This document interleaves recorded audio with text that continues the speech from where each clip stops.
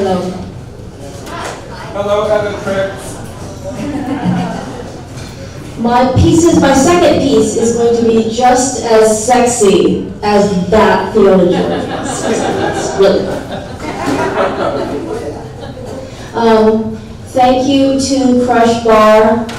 Thank you to Lisa and Brad and Adam. And I love you, Tommy. And thank you, Tom.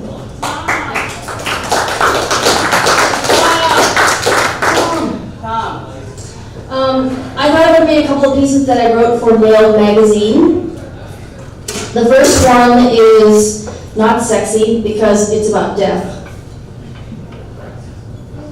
And I'm old, I have to take my glasses off. Can you guys hear me? Yeah.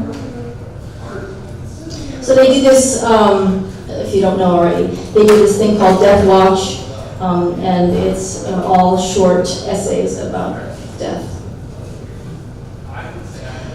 I don't need to be cremated.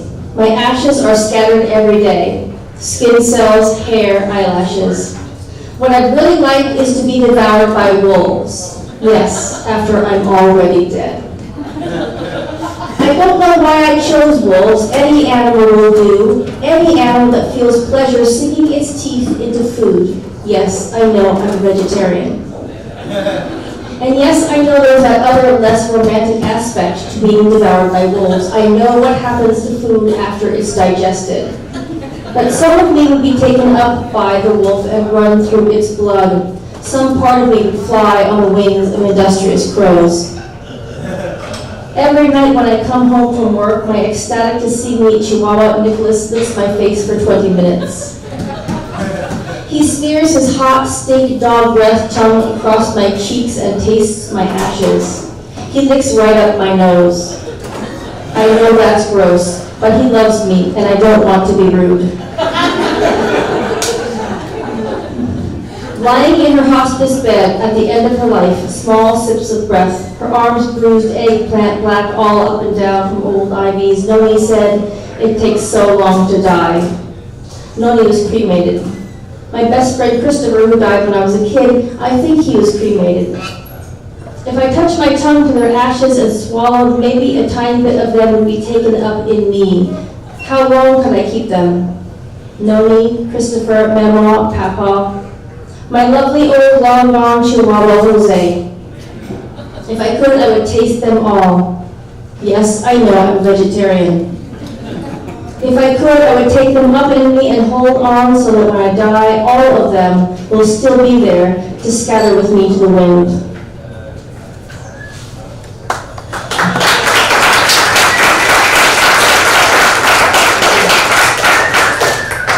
The second was from the Nailed Response column, which was edited by Kirsten Larson. The first was edited by Maddie Rose, which is like saying about. And so yeah, the response column, she would just put out a theme, and people would write either flash fiction, flash essays, they would do artwork, all of that theme. So this theme was masturbation. Okay, I'll admit it. I don't do it. Sure, I've tried. I want to experience things. I want to lead a full and happy life. It's just when I've tried it. It's just when I think about it. I don't know. Maybe it's just that thing about it being dirty. Granted, I'm an adult and I know it's not actually dirty. But when I was a kid, I heard it was dirty. Just for the world, I guess, because I don't know who would tell me this.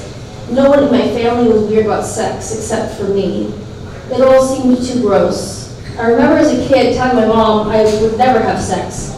We were in the laundry room. The dryer was going and it smelled like soap and warmth and loveliness, and she said, "Oh, someday you'll find someone you love and you'll like it." She said there was nothing wrong with it. She said it was one of our bodily pleasures. Bodily pleasures.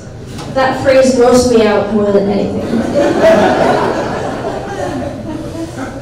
Not that we were talking about masturbation. See, I can hardly even say that word. Masturbation. Like squirmy little worms in my mouth. Well, I don't know who it was, but somebody must have told me it was dirty. Maybe it was Mrs. Showalter, my 4th grade teacher, who scowled all the time and had a face that looked like someone had plugged it into a bad outlet and it melted a little. Maybe it was all those sadness. I'm very suggestible. Once in 3rd grade, we were running and playing kickball, and I got to first base, and the shortstop said, "Run to second." He had red electric freckles and a big grin on his face. "Run to second." It's not like I didn't notice he had the ball in his hands. But he wanted me to run. So I took off running. Because I'm a winner. Okay, I'm fully aware that I could be a loser and still enjoy the fruits of an effective bout of, shall we say, self-love. Maybe it's just that it's too much of a reminder that I have that particular part. I mean, yes, I know I have that part. I pee with it, and sometimes do other things with it when my husband is around. But when I'm all alone with no one else but me, maybe I don't want to think about having it. Maybe I'm embarrassed by the notion of wanting pleasure, of enjoying pleasure I give myself.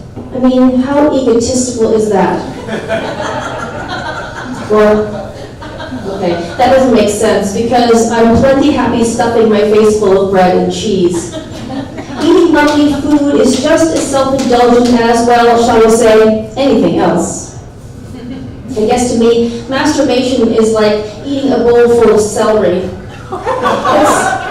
It's a lot of work, and it just never leaves me satisfied. Maybe I just don't know how to eat celery. Lots of people eat and enjoy celery every day. Or maybe not every day, but sometimes. No, I'm sure there are people who eat it every day. They're probably the ones who are fit and happy and run marathons and things. Maybe I just need to put peanut butter on it.